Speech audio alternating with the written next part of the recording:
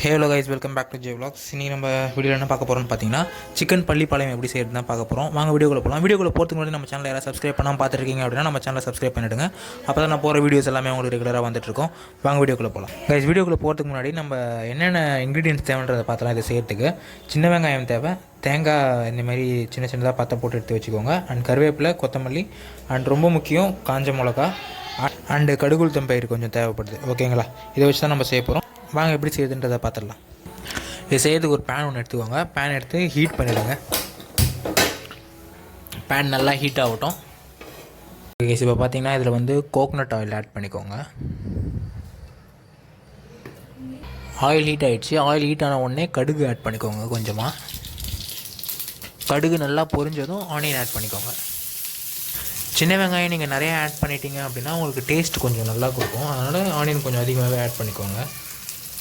இப்போ கொஞ்சம் உப்பு ஆட் பண்ணிக்கோங்க. எவ்வளோ சால்ட்டு தேவையோ அதுக்கு அளவுக்கு உப்பு ஆட் பண்ணிவிட்டு நீங்கள் அதை குக் பண்ண ஆரம்பிச்சிருங்க.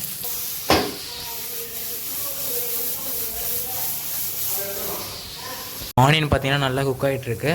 இந்த ஸ்டேஜில் என்ன பண்ணுங்கள், ஜிஞ்சர் கார்லிக் வந்து நான் இடித்து எடுத்து வச்சுருக்கேன். ஸோ அதை ஆட் பண்ணிவிடுங்க. ஜிஞ்சர் கார்லிக் வந்து இடித்து ஆட் பண்ணுங்கள். பேஸ்ட்டாக ஆட் பண்ணுறத விட இதை இடித்து ஆட் பண்ணுறப்போ இன்னும் கொஞ்சம் டேஸ்ட் நல்லாயிருக்கும். ஸோ அதனால் இடித்து ஆட் பண்ணிக்கோங்க. ஓகே, இதை நல்லா வந்து இப்போ குக் பண்ணிக்கோங்க. சரியா?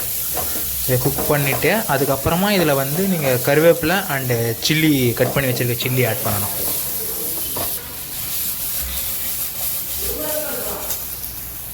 ஓகே கைஸ், இப்போ வந்து கருவேப்பிலை ஆட் பண்ணிக்கோங்க. அண்டு வந்து கட் பண்ணி வச்சுக்கிற சில்லியும் ஆட் பண்ணிட்டுங்க. ஓகேங்களா? இந்த சில்லி பார்த்திங்கன்னா நம்ம சீடு எடுத்துகிட்டு தான் ஆட் பண்ணியிருக்கோம். எதனால் சீடு எடுத்துருக்கோம் அப்படின்னா காரம் கொஞ்சம் கரெக்டாக இருக்கும். நம்ம சீடோடு போட்டிங்கன்னா காரம் அதிகமாகிடும். அதனால் சீடு எடுத்துகிட்டு நீங்கள் சில்லி ஆட் பண்ணிக்கோங்க. ஓகேங்களா? இதை ஆட் பண்ணி நல்லா குக் பண்ணிவிடுங்க. குக் பண்ணிவிட்டு அடுத்து சிக்கன் ஆட் பண்ணிட வேண்டியதான். பார்த்திங்கன்னா இப்போ 1 kg சிக்கன் தான் எடுத்துருக்கோம். ஸோ அதை ஆட் பண்ணிடலாம்.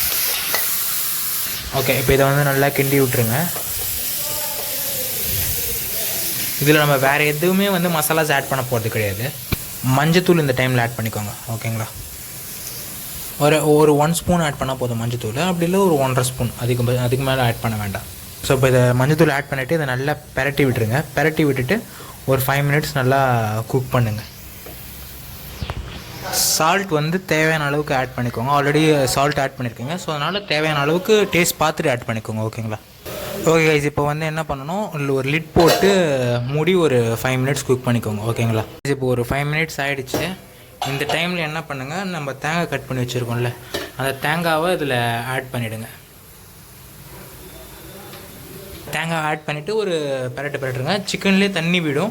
அது இல்லாமல் நம்ம நெக்ஸ்ட் டைம் இன்னும் ஒரு 5 மினிட்ஸ் குக் பண்ணிவிட்டு அதுக்கப்புறமா நம்ம தண்ணி விட்டு குக் பண்ணணும். ஓகேங்களா கைஸ்? இந்த டைமில் என்ன பண்ணுங்கள், ஒரு கொஞ்சம் தண்ணி வந்து ஒரு 100 ml ஆஃப் வாட்டர் ஆட் பண்ணிவிட்டு நீங்கள் லிட் போட்டு ஒரு 10 மினிட்ஸ் நல்லா குக் பண்ணணும். ஓகேங்களா?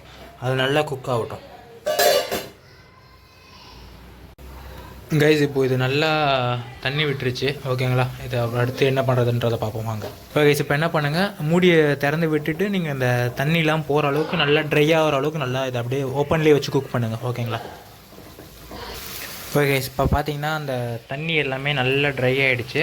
ஸோ இது வந்து இன்னும் ஒரு 5 to 10 மினிட்ஸ் கிட்ட நல்லா அப்படியே ரோஸ்ட் பண்ணுற மாதிரி பண்ணாலும் பண்ணி எடுத்துக்கோங்க. அப்படியே இதே கன்சிஸ்டன்சியில் எடுத்துக்கிறதுனால எடுத்துக்கோங்க.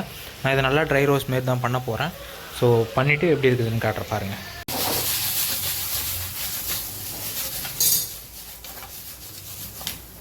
இப்போ நல்லா ரெடி ஆகிடுச்சு. இந்த டைமில் வந்து கொத்தமல்லி தூவிட்டு இதை ஆஃப் பண்ணிவிடுங்க.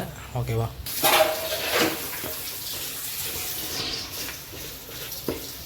ஓகே கைஸ், இந்த ரெசிபி ட்ரை பண்ணி பார்த்துட்டு எப்படி இருக்குதுன்னு கீழே கமெண்ட்டில் சொல்லுங்கள். ஆனால் இது போல் வீடியோஸ் நிறையா பார்க்க நம்ம சேனலில் மறக்காமல் சப்ஸ்கிரைப் பண்ணிவிடுங்க. அப்போ தான் நான் போகிற வீடியோஸ் எல்லாமே உங்களுக்கு ரெகுலராக வந்துட்டு இருக்கோம். நாளைக்கு நேரில் பார்க்குறேன். Until then by.